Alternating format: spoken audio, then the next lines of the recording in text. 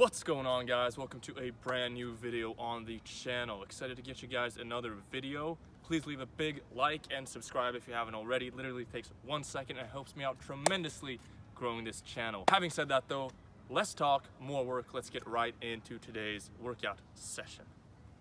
You're the man, so let's get right into today's session. What we did today was just a simple, good old 10 by 10 pull-ups and some arm training. As you can see by the title there, I do want to discuss that today. But before getting into the arm training that I did, that I never ever do otherwise, and that I haven't done in months since I did more of a bodybuilding split before this pull-ups everyday program, I did a good old 10 by 10. As I said here, I was in a gym that is more foreign to me that I usually don't go to. I went here because I have a friend who lives closer to this one. Let's just say the equipment in this gym is way more limited. Let's just say that. But today I did the 10 by 10 pull-ups, kind of a weird little bar I'm gripping here that was the best they had for my height as well. Everything else that was a decent, hammer strength rack or pull-up bar of decent thickness and, proportions and everything was just way, way too low for me. And that's the worst, honestly. That's what you have in your home or maybe in some weird little outdoor gym here and there. When I go to a gym, I kind of expect to have a decent pull-up bar. I mean, come on, is that too much to ask?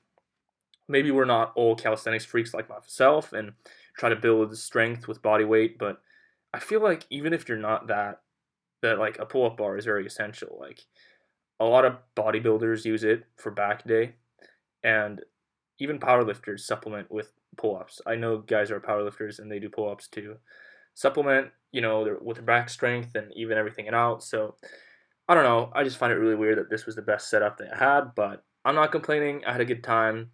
Slightly fatigued though. I wasn't really feeling that energy today. It could be that I had just been working my job, really, really many days in a row now without any break. My sleep has been really bad. Diet's been okay, but maybe some bad stuff here and there. Not as good as it should be, probably. But it's mostly the recovery and sleep aspect that is probably making my workouts way more taxing and uncomfortable than they should be. And I talked about you should get comfortable being uncomfortable, and I really believe in that. But in this kind of way, when you're doing a 10 by 10 and that's something that is relatively easy for you and you feel way more tired doing it, that is just a sign of fatigue and that your body is not recovering the way it should be. And that is due to little sleep, too much work, overworking yourself, not recovering from everything that you're doing in a day.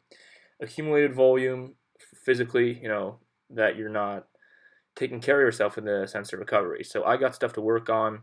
I got to keep myself accountable for that too, trying to fit everything in this daily grind that we're a part of, right?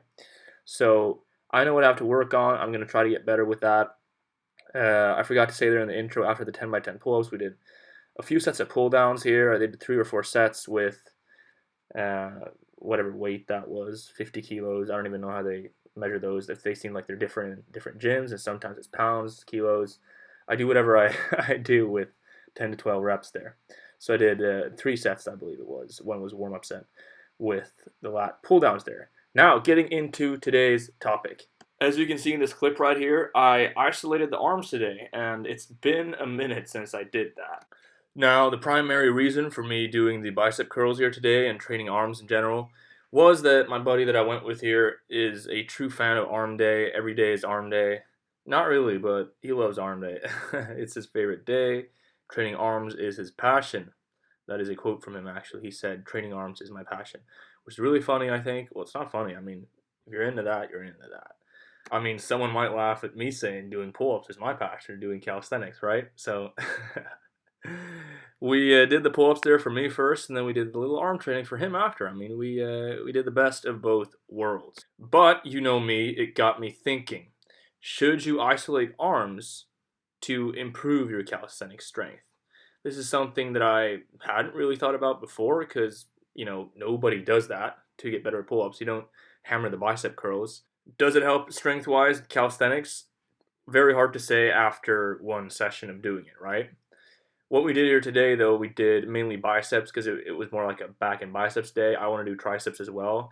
If I'm training arms, I like to do biceps and triceps if I'm doing it because you just get that full-on pump, and Triceps is actually, if you're trying to build them, what you should be focusing on, because it is 2/3 of your arms, if not more. If you're triceps dominant, it can look as if it's more, if that's the one you're building more of. I am myself biceps dominant. I'm a little better at building biceps genetically, when I try to build arms, when I've done that in the past, when I've done chest day, back day, arm day, all that stuff, and, training every muscle group evenly, I do get better results with the biceps. So some people are bicep dominant, some are tricep dominant. My point is, if you're trying to build bigger arms, you should focus on the triceps more. Anyway, he wanted to do full-on biceps because we had done back before this. We did the pull-ups and we did the pull-downs. So we went right into this curl here. We were supposed to twist the palm on the way at the top, the contraction, and then slowly go down on the eccentric portion there, really working and isolating the bicep.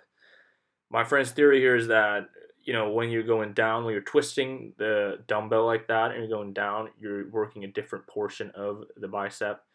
The lower part where it connects to the forearm, closer to there, and when you're curling up, you're using the top. I don't know how true that is. It probably has some truth in it. And we did 2 sets of that, and then we did 2 sets of this seated easy bar curl, 10 kilo plate on each side. I don't know how much that bar weighs. I have no idea. I never do this stuff. Those dumbbells too were 15 kilos, if anyone is curious. And we did 10 reps on each arm, I believe. So the point was to do 6 total sets of biceps. And we did that with the 3 different exercises, as you're going to see in the next one too. So we did 2 sets of this one right here. Man, this was brutal. Like the last 2 reps, I feel like you can just, really do slow ones that would kill you with that exercise when you're seated on that isolation pad or whatever you want to call it. And we finished off with this rope. Well, we did another grip too. Curl here, cable curls. I think I might like this one the best. I think this is the one I get the best pump and contraction with, because it's the one I've done mostly before as well. I just like the way it feels, the constant resistance there with the cables. You can really just, kill it. It's a really great finisher. So we did one with that rope attachment and one with this little iron, I guess also kind of an easy bar attachment. I really like this easy bar attachment when doing the bicep curls there too. Really getting that squeeze on the top. And out of all the curls, as I said, I think I like this absolutely the most. Does arm training help your pull-ups though?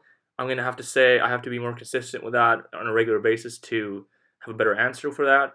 I do believe forearms are a priority to strengthen for pull-ups and calisthenics. Thank you guys so much for watching this video. Please leave it a big like and subscribe if you haven't already. It helps me out tremendously in growing this channel. Thank you for watching all the way through.